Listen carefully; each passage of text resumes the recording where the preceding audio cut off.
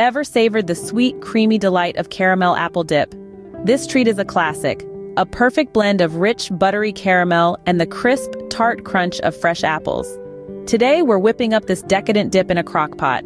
Imagine two 14-ounce cans of sweetened condensed milk, a sweet, sticky base that lends a creamy texture to our dip. Now, add in 2 cups of caramel bits.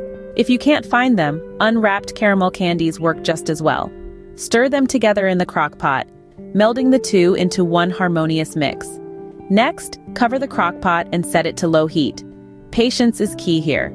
Allow it to cook for 2 hours. Every once in a while, give it a gentle stir.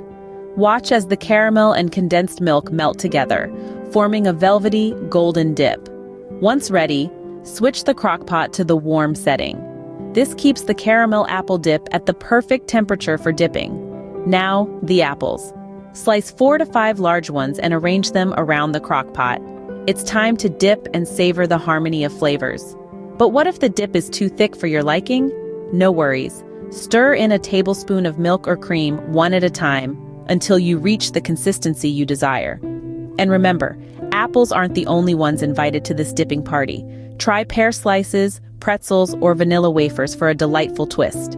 So, that's it. A simple yet indulgent caramel apple dip, right from your crock pot. The sweetness of condensed milk and caramel bits, enriched by the tartness of fresh apples, all in the comfort of your home. It's a treat that's sure to impress, whether you're hosting a party or simply indulging yourself on a quiet evening. And if you found this recipe helpful, please show some love by liking and subscribing. We're on a journey to reach 1,000 subscribers, and every single one of you counts. Remember, Magnolia Moon is here to make your culinary adventures a breeze.